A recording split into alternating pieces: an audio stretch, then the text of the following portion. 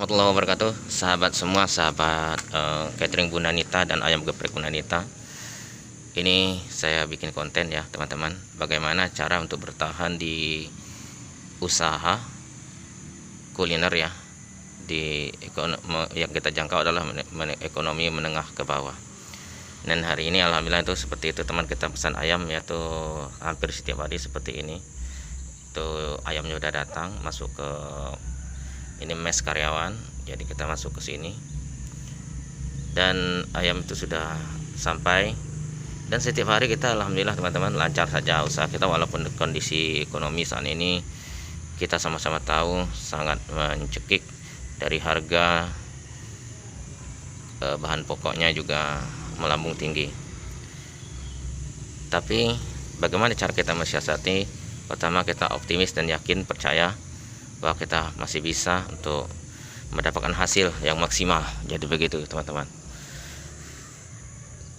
Yang kami lakukan adalah konsisten, selalu berjuang untuk membahagiakan seluruh banyak orang. Ini kelihatannya formal sekali bahasanya, tapi maksud kami adalah kita bahagiakan orang-orang pekerja, kita bahagiakan juga pembeli-pembeli, walaupun ada kenaikan tapi kita tidak signifikan sekali, tidak terlalu kelihatan tinggi gitu untuk menaikin bahan harga daripada produksi kita, baik itu catering maupun ayam geprek. Dan itu salah satu yang kami lakukan, konsisten, harga dan pelayanan juga tetap kita lakukan terbaik. Yang kedua, apa yang menyebabkan kita banyak sekali orang yang di pinggir jalan jatuh, dalam artian maksudnya tidak berkembang usahanya dalam kondisi masih belum terbuka bebas COVID ya, walaupun sudah ada pembukaan tapi belum leluasa betul. Nah, penyebab utama bagi sahabat semua adalah tidak memahami atau kurang memahami pasar.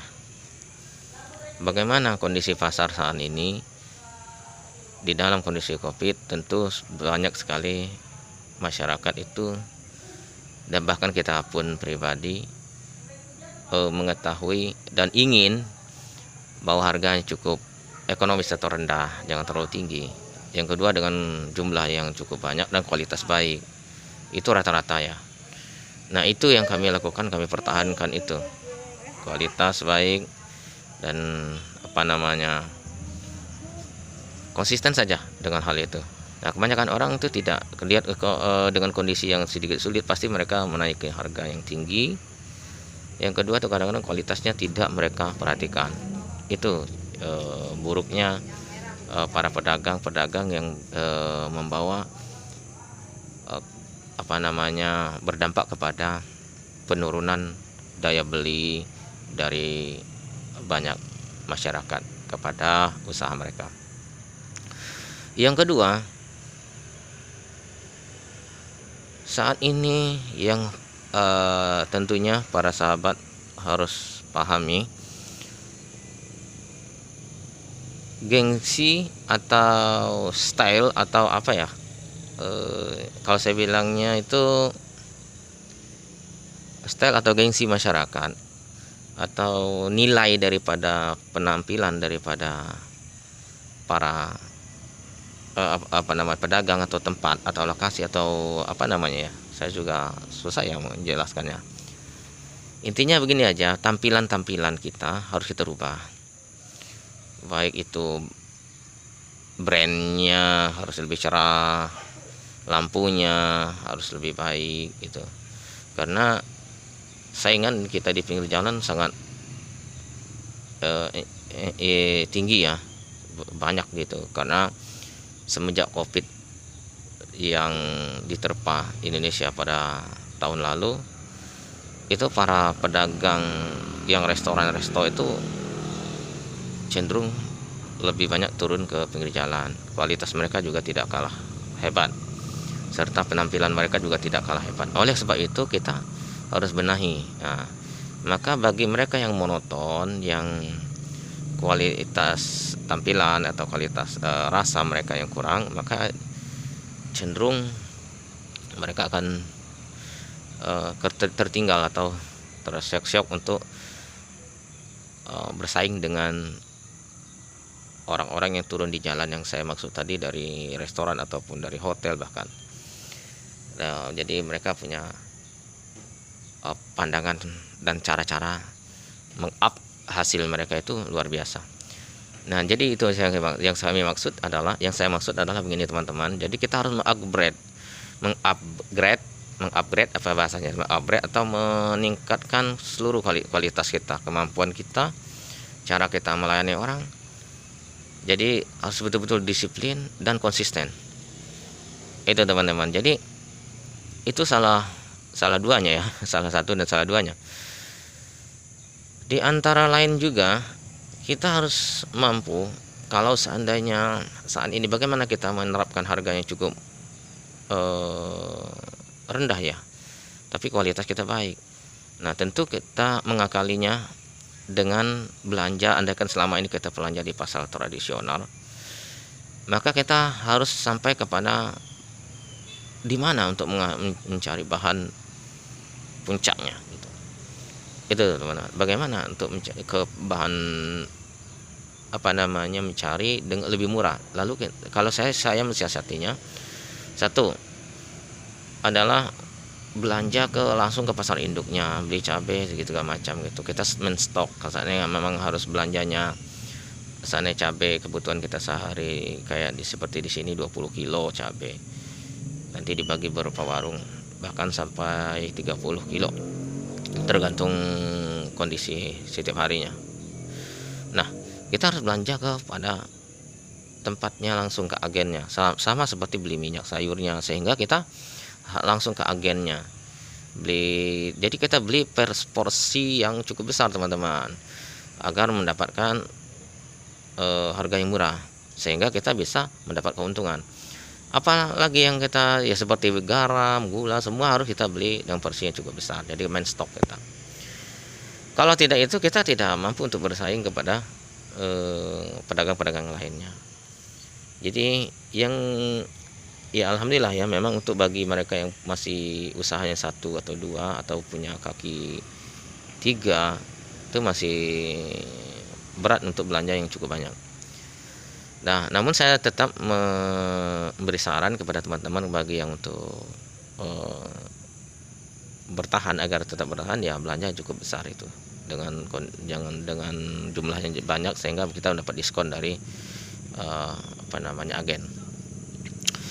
Lalu teman-teman sekalian juga dalam segi pelayanan kita harus benahi, dan saya sekali lagi sangat jelaskan bahwa konsisten, tetap baik dan konsisten itu banyak sekali para pedagang itu tidak mampu. Contoh begini, di saat harga minat pembeli turun, kadang hanya 2 orang atau 3 orang, dan ngantuk tidur di warungnya gitu, dan itu mengurangi pembeli teman-teman, mengurangi rezeki bagi orang yang tidur atau sambil HP atau cuek-cuek terhadap pembeli. Nah, kadang saya juga melihat ada beberapa orang tuh, di saat saya datang ke pasar itu saya beli, maka cuek, seolah-olah kita tuh mau belinya tidak seberapa gitu, padahal kita beli banyak. Saya sering sekali ya, bagi orang yang tidak semangat, tidak mood untuk melayani saya tidak jadi beli ke sana. Seperti beberapa waktu yang lalu saya mau beli sayur-sayuran atau beli ikan, maksud kami kan mau beli bangsa jamang lebih kurang 10 atau 12 kilo gitu. Kiraan dia mungkin hanya beli 1, mereka tidak smart untuk melayani kita, maka saya pergi. Kita hanya mungkin memang kita tawar menawar, kita harus smart. Walaupun orang menekan dan kondisi ini karena mereka memikirkan dengan kondisi ekonomi mereka. Jadi barang tentu mereka menawar lebih rendah juga. Ya kan, kayak catering, mereka sering kali ke saya, sudah kita harga yang di bawah, maka masih tetap minta diskon. Nah, oleh maksud kami sebaiknya bagaimana cara melayani orang-orang tersebut. Nah, kalau saya mensiasati tetap dengan tersenyum, dengan bahasa yang mereka bisa terima. Kita uraikan bahwa harga bahan sedemikian, lalu kita uraikan, kita beli pilihan bagi mereka. Kalau seandainya mau yang lebih murah, kita punya menu yang seperti ini. Kalau untuk menu yang lebih baik, maksudnya lebih banyak atau lebih besar, ukuran lauknya tentu harganya tentu berbeda. Sampai hal itu mereka bisa memahami. Seperti itu teman-teman saya mensiasatinya, sehingga kita bisa bertahan. Alhamdulillah setiap harinya kita ada saja catering di Bunita dan serta pembeli-pembeli di ayam geprek Bunanita. Jadi silakan rekan-rekan semua, bagi yang jangan pernah putus asa, lalu selalu bangkit dalam menjalankan usahanya. Bagi yang sudah punya usaha, bagi yang belum punya usaha, jangan takut untuk memulainya. Banyak belajar dan bertanya, karena sekarang ini banyak sekali guru kita di YouTube dan segala macam. Nah, dari kisah kami di catering Bunanita, awal mula kami membuka pecel lele, selanjutnya kami membuka ayam bakar, setelah itu kami buka catering, setelah itu kami lari ke ayam geprek, dan alhamdulillah pada saat ini kita lebih kurang 9 tempat atau outlet ya, dan perencanaan ke depan akan kita buka selalu cabang-cabang terbaru. Jadi begitu teman-teman, semoga ini walaupun ocehannya tidak rapi ya, tapi tujuan kami adalah untuk berbagi pengetahuan untuk Anda semua. Alhamdulillahirabbil alamin.